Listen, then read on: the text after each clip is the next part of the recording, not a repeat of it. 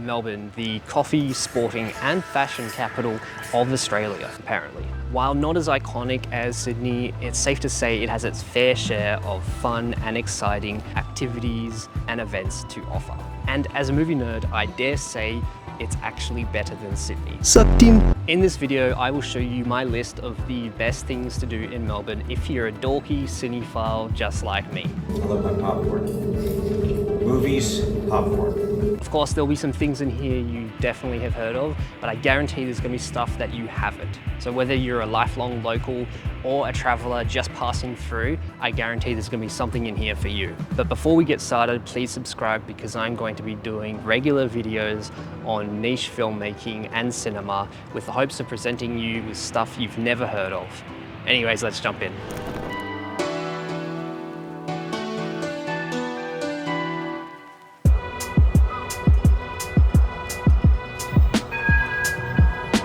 We begin with ACMI Cinemas, inconspicuously located in Federation Square right across from Flinders Street Station. This cinema has a distinctly diverse program you will not want to miss. It emphasizes both international and locally made films, with retrospective screening seasons and premieres for both Victoria and Australia. At the time of recording this, they're actually in the middle of a Tony Leung Chiu Wai season, which includes films such as Chungking Express, In the Mood for Love, and A City of Sadness, the latter being screened on a 35mm film print, which is pretty special. Also at ACMI Cinemas is Melbourne Cinematheque, a weekly club that screens international films in both the original and restored formats. This club is for members only, but luckily there are a few membership options, including short-term and annual, so ACMI Cinemas is without a doubt a go-to for movie nerds. For the next spot on our list, we don't actually have to go very far at all because ACMI, short for Australian Centre for the Moving Image, is also a museum dedicated to screen culture. Now, if you went to school in Melbourne like I did, then chances are you've been to their free exhibit, The Story of the Moving Image. However, this exhibit has changed a lot in the last 15 years since I went to it, but it still gives a fantastic overview of the history of screen culture and storytelling, starting from First Nations people's use of light and shadows to tell stories, all the way to streaming today. It's got tons of old cameras, props, and costumes, and even more insights into the filmmaking process. Plus a bunch of games you can play yourself. And did I mention it's free? Now, it wouldn't be a Melbourne film list if we didn't include the iconic Astor Theatre in St Kilda. This cinema is honestly worth checking out just for its well-preserved Art Deco architecture from 1936. That's right, it turns 90 years old this year, making it one of the last of its kind in the world. Their program includes new releases, retrospectives, and meme movies. A few years ago, I went to their Melbourne at Midnight, and I think at most there was like 10 people in the cinema. When the title came on screen, someone yelled out, "It's Morbid time!" Which was hilarious, but then we had to watch the movie, and I regret doing that a lot. But all morbid aside, the Astor Theatre screens old and new films in 35 and 70mm film. For those who aren't familiar, this is the format that predated digital. It's like the vinyl of cinema. Rather than capturing the image with pixels, it's actually a photochemical process that gives the image a real warmth, pop, and texture that is impossible to emulate with digital projections. So definitely keep an eye out for one of their analog screenings. In today's age of streaming, it's becoming increasingly difficult to find movies on physical formats. However, the next spot offers a glimmer of hope. Play Music and DVDs sells all kinds of physical formats ranging from Blu-rays to vinyls. Not only does it have all the usual titles you'd find at JB Hi-Fi, but it sells out-of-print secondhand movies and imports from across the world. If you want to treat that special film nerd in your life, why not stop by Play and grab them a limited edition Blu-ray of their favorite movie, or yours. Now, if buying films you've never heard of is too daunting of a decision for you, then head to Richmond for the last rental store in Melbourne, Picture Search, Video and Vinyl.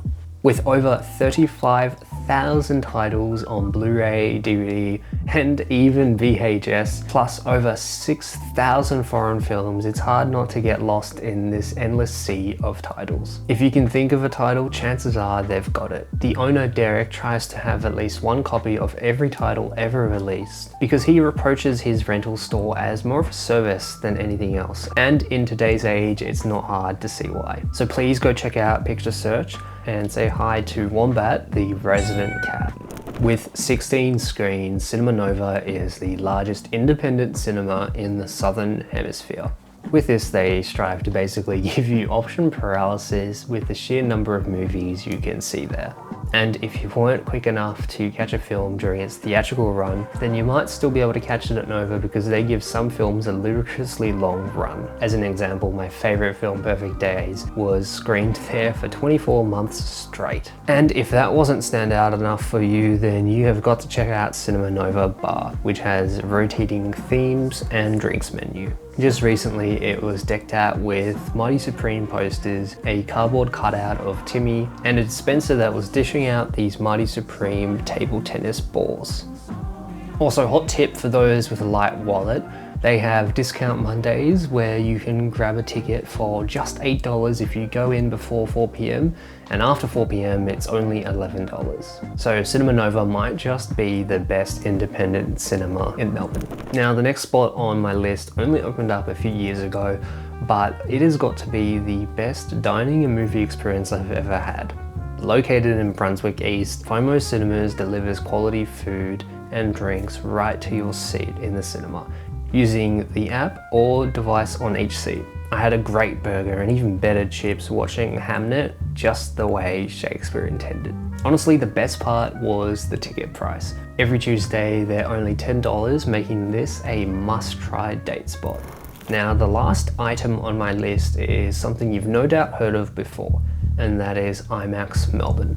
Of course, there are plenty of IMAXs across the world, but I dare say that Melbourne IMAX is the best in the world, and I'd say the best cinema, hands down. IMAX Melbourne is one of less than 100 IMAX cinemas that still screens 1570 IMAX film. In recent years, this analog format has had a huge peak in popularity thanks to its biggest advocate, Christopher Nolan, who's used it in almost all of his films in the last 20 years. But what is 1570 IMAX film?